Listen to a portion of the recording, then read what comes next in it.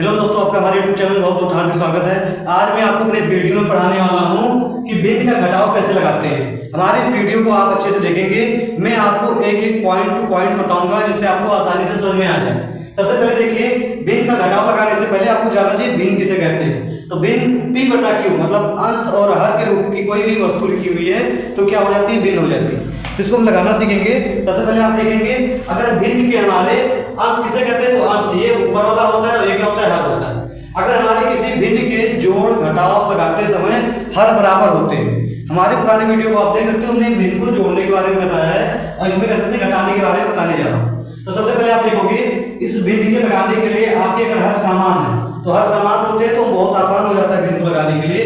सबसे पहले देखिए, इसके और इसके क्या है, हमारे हर बराबर होते हैं। तो अगर किसी भी भिन्न के हर बराबर है तो उसको हम लिखते हैं एक बार, और 3 और -2 है तो आप क्या लिखोगे, 3 - 2। अब आपको पता होना चाहिए 3 में से 2 घटाओगे तो कितना बचेगा, 1, और यहाँ क्या आ जाएगा, 4 आ जाएगा। इतना क्लियर। अगर भिन्न के हमारे हर बराबर है तो उसको हम एक बार लिखते हैं और 3 - 2 लिख दिए, हमारा काम हो गया। 3 में से 2 गया तो कितना बचा, 1 बचा, और कितना बचा, 4। अब देखिए, इस भिन्न के भी कह सकते हैं हमारा हर बराबर है तो इसको क्या करेंगे, हर को एक बार लिखेंगे और 8 - 7 क्या हो जाएगा, 8 - 7 क्या हो गया हमारा, 1/2 हो जाएगा। 8 में से 7 जाएगा, 1 बचेगा, 2। इतना क्लियर। अब देखोगे कह सकते हैं इसके भी हर बराबर है तो इसको क्या करेंगे, हम एक बार लिखेंगे और कह सकते हैं ये 10 में से आपका 9 जाएगा तो कितना बचेगा, 10 - 9 मतलब क्या हो गया, 10 में से 1 9 जाएगा तो 1 बचेगा, नीचे क्या आ जाएगा, 3 आ जाएगा। इतना क्लियर। इसके भी हमारे हर बराबर है, कह सकते हैं हर बराबर होते हैं तो क्या करेंगे, हम इसको एक बार लिखते हैं और 15 - 7 हो जाएगा तो 15 - 7 मतलब 15 में से 7 जाएगा तो कितना बचेगा, 8 बचेगा, और नीचे 3। अगर हमारे भिन्न के हर बराबर होते हैं तो इसको हम आसान तरीके से लगा सकते हैं। लेकिन एक बार के लिए आप मान लीजिए किसी भिन्न के हमारे हर बराबर ना हो तो हम कैसे लगाएंगे, चलिए देखते हैं। भिन्न के हमारे हर बराबर नहीं होते तो कैसे लगाएंगे।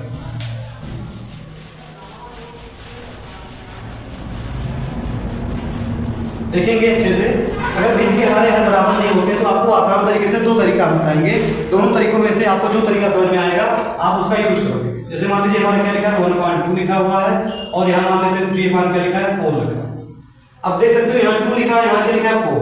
आपको हम 2 तरीका बताने जा रहे हैं। पहला तरीका तो आपका है कि आप क्या करिए, उसके हरों को बराबर कर लीजिए, और दूसरा तरीका और भी आसान रहेगा।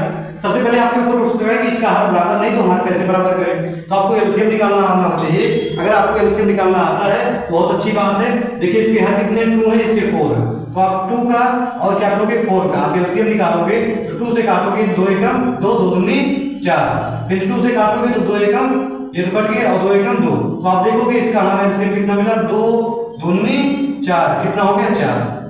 एलसीएम कितना है, 4 आया है। तो आपको किसी भी तरीके से हर में यहाँ 4 लेके आना है, यहाँ 4 पहले से है तो आपको पता होना चाहिए कि यहाँ 4 लाने के लिए हमको 2 से गुणा करना पड़ेगा। 2 से गुणा कर देंगे, इसमें तुम्हारा 4 हो जाएगा। तो आपको एक चीज और बताते हैं, किसी भी संख्या में आप अपने मन से कोई भी संख्या से गुणा नहीं कर सकते, केवल 1 को छोड़ के। कह सकते हैं हमारा 7 है, 7 को अगर 1 से गुणा करोगे तो 7 होगा, और 7 को आप 1 से भाग करोगे तो क्या होगा, 7 ही होगा। हम कह सकते हैं किसी भी संख्या में आप 1 से गुणा करोगे तो उसके मान में कोई भी फर्क नहीं पड़ता है, और 1 से भाग करोगे तो कोई भी मान में फर्क नहीं पड़ेगा। तो कह सकते हैं अगर हमारा 2/2 लिखा हुआ है तो आप 2 से 2 को भाग करोगे, कितना आएगा, कटेगा, 1 आएगा ना, 1 ही तो आएगा। तो कह सकते हैं कि 2/2 से अगर हम गुणा करें तो जान लो इसमें हम 2 से नहीं कह सकते, 1 से गुणा करें, क्योंकि 2 और 2 को काटोगे 1 आएगा, और 1 को आप इससे गुणा करोगे तो इसके मान में कोई फर्क नहीं पड़ेगा। और हमारा कह सकते हैं 2/2 से गुणा किए तो यहाँ हर इसका क्या हो जाएगा, बराबर हो जाएगा। ध्यान से देखिए, जैसे देख लीजिए 2 का 1 से गुणा किए तो कितना हो गया, 2 हो गया। 2 को 2 से गुणा किए तो कितना हो गया, 4 हो गया, और प्लस से 3 बार कितना, 4। तो आप देखोगे इसके हमारे क्या होंगे, हर बराबर होंगे, और हर बराबर होने की वजह से इसको हम क्या लिखेंगे, एक बार लिखेंगे, और 2 + 3 क्या हो जाएगा हमारा, 2 + 3, अब ये जुड़ के क्या हो जाएंगे, 5 हो जाएंगे, और नीचे क्या हो गया, 4। लीजिए, आपको ये विधि को कहते हैं थोड़ा मुश्किल लगी होगी, और आसान विधि देखिए कैसी आसान विधि है। एक क्वेश्चन देखते हैं, हमारा क्वेश्चन क्या है, 1/2 लिखा हुआ है और इधर क्या लिखा है, 3/4 लिखा हुआ है। सबसे पहले देखिए, सबसे पहले आपको क्या करना है, इस 1 को आपको 4 से गुणा करना है। इस 1 को आप क्या करोगे, 4 से गुणा कर दोगे तो 4 × 4 हो जाएगा। इतना क्लियर। अब क्या करोगे, इस 2 को आप 3 से गुणा कर दोगे, इस 2 को आप इस 3 से गुणा करोगे तो 3 × 2 कितना होता है, +3 × 2 = 6। अब ध्यान से देखिए, तीसरा नंबर आपको क्या करना है, इस 2 को आप इससे गुणा कर दोगे, तो इस 2 को इससे गुणा करने के बाद आपका क्या हो जाएगा, 4 2 जा 8, ये हमारा 8 हो गया। अब आप देख सकते हो अच्छे से, कह सकते हैं 4 और 6 कितना हो जाएगा हमारा 10 हो जाएगा, और नीचे कितना 8। अब आपको पता होना चाहिए 10 को हम क्या लिख सकते हैं 5 इंटू हम लिख सकते हैं 2, और 8 को क्या लिख सकते हैं 4 इंटू 2।